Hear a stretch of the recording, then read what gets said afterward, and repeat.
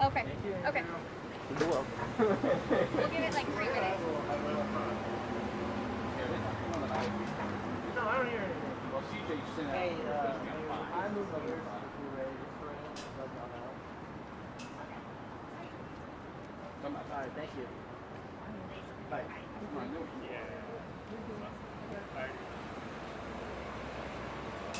Probably can't. They can't see me.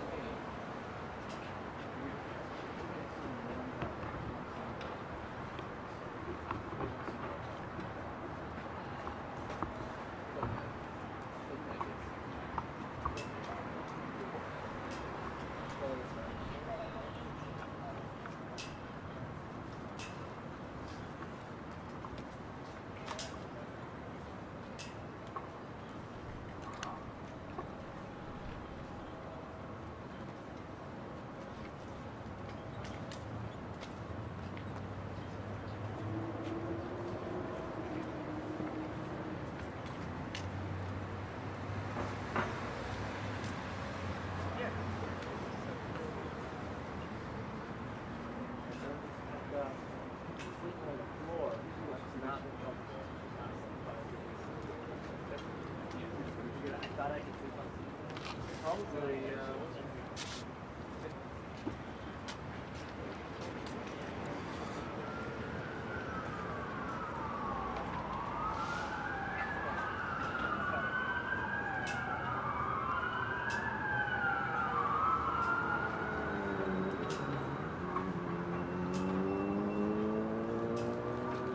All right, I'm going to go ahead and get started. The first thing I wanted to note, I was actually reading the St. Louis County order today, and I know that the court said something interesting that I would like to remind everybody of.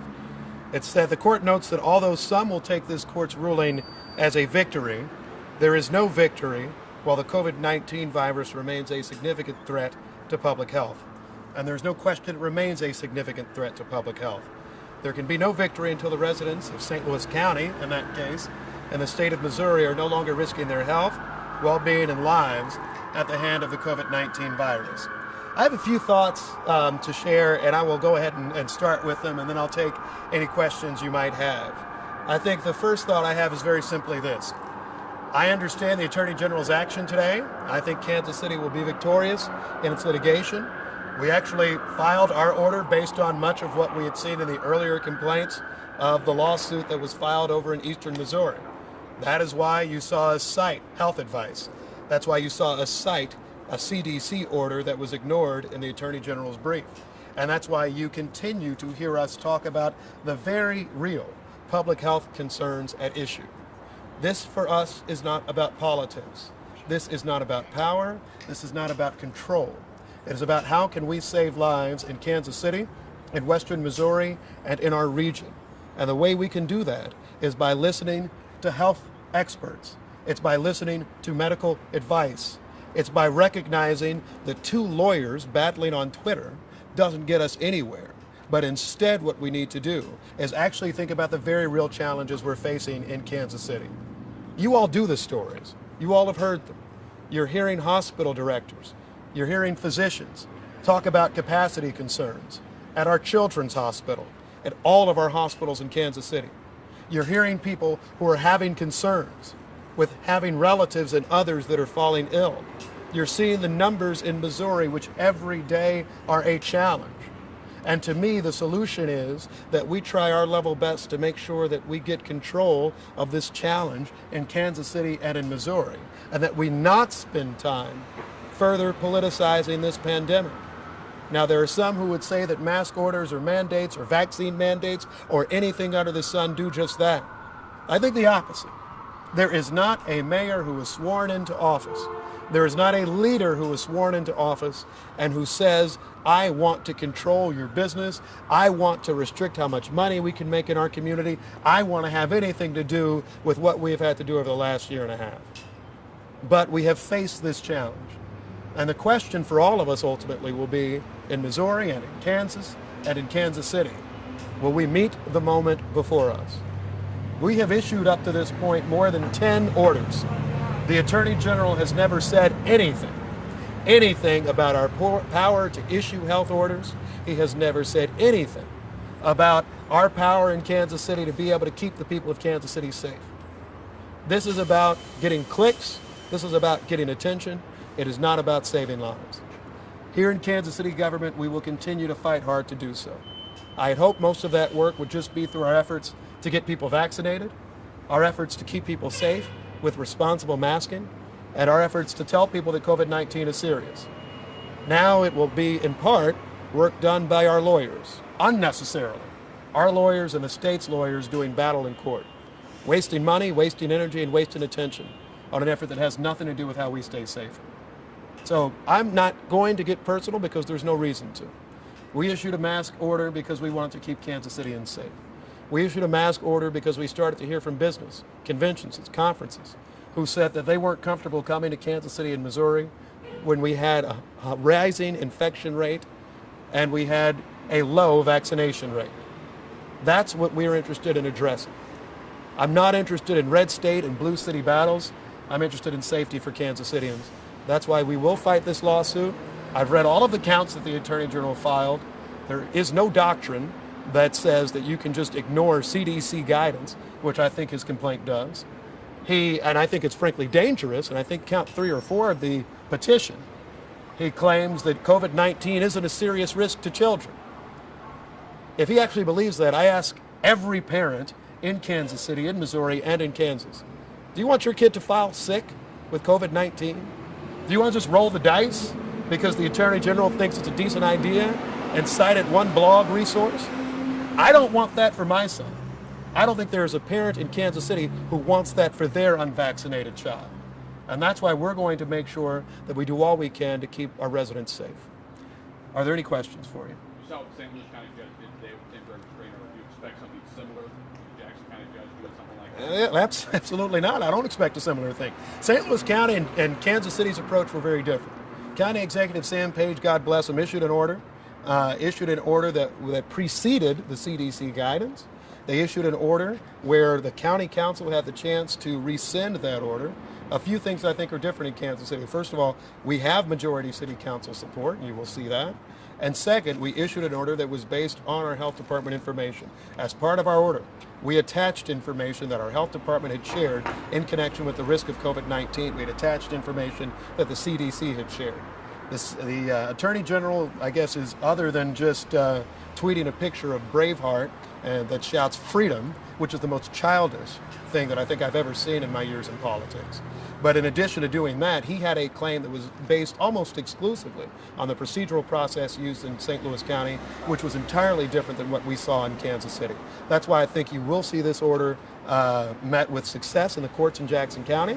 I think that's why you'll see at least through August 28th that we continue to do the work necessary to keep Kansas City safe.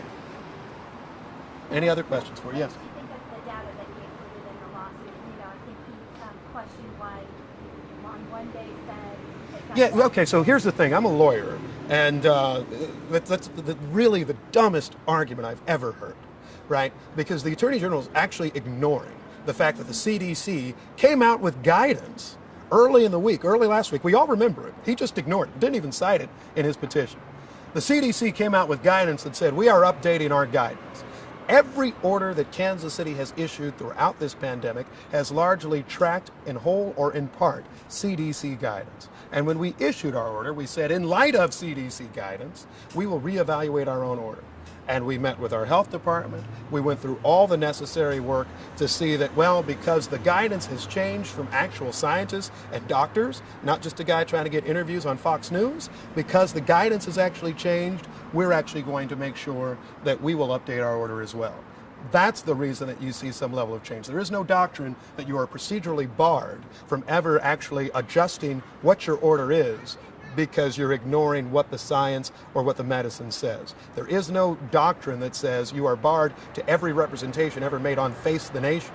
Instead, what the doctrine actually says is you look every day to medical advice. I personally would love to see that our vaccination rates increase dramatically, that our infection rates go down dramatically, and we're able to rescind this order in days or weeks. That's my dream. And I don't think that means that we have to even have an order forever. What I think it does mean, however, is that you won't ignore the data at issue. You won't ignore the CDC's clear and unambiguous advice about masking indoors. You won't ignore the clear and unambiguous direction and advice that we've gotten from medical professionals in this region who are working with our COVID-19 crisis each and every day. And frankly, I find much of what he cites to be, if not just embarrassing, but damaging. His commentary as it relates to COVID-19 not being much of a threat to kids, I just can't believe that he would put that in an official statement from the state of Missouri. That to me is exceedingly dangerous. It's exceedingly troubling, and I think it shows a lack of seriousness in connection with this litigation. We'll do one more question. Lawsuits that were involved in mask mandates with some of the local businesses that I think were successful in some of those Yep. lawsuits. Does that give you confidence that we will see a similar result Well, with this? well, here's the thing. We've won a lot of lawsuits in connection with COVID-19 so far. It's unfortunate that they had to be filed. It's unfortunate that we have to be here today talking about lawsuits rather than talking about our efforts to expand vaccination, like being at Arrowhead Stadium this weekend with the Garth Brooks concert. But that won't distract us. We will continue to do the important work with vaccinations. We'll continue to be a resource for every business in Kansas City that wants to make sure that its customers and its employees and anybody who comes through their space is safe. And so we'll continue to take those steps. We have been successful a number of times. The Attorney General largely has not. I say congrats to him on the St. Louis County order. It's a very different situation, both in the city of St. Louis and in Kansas City. We will defend our orders vigorously because we are doing what is right. We're doing what's in the best interest of public health for this community. And what we're doing it for is to keep people, particularly our young people, particularly our elderly folks, safe. That's our gold star and what we're trying to do each and every moment. And that's what we'll continue to do along the way. Is it normal for an attorney general to file a lawsuit without talking with the mayor? No. And actually, I appreciate that. I know we were trying to wrap, but in one of the oddest things possible, which shows how this isn't actually, I think, about getting the law right, or getting the vaccine right, or actually getting our COVID-19 response right. The Attorney General, we reached out to last week and said, let's sit down, let's try to figure it out, let's try to have some sort of conversation. He said no, and he ended up doing a number of different press interviews. He ended up tweeting about the mayor of Washington, D.C., and I think he's more concerned about what's happening 1,000 miles away than what's happening right here in Missouri. That to me is exceedingly frustrating. I continue to have my phone line open for him. If he wants to talk about ways that we can, if he wants to, have an order that fits at least in some way his worldview of how this can be done well. What we have seen from Missouri courts, however, is this. These orders are valid. It's been upheld a number of different times in the private litigation against Kansas City. We created an opportunity for him to talk to us. It's time for everybody involved to grow up, have that conversation, and care more about public safety than public political perceptions and polling. Thank you so much.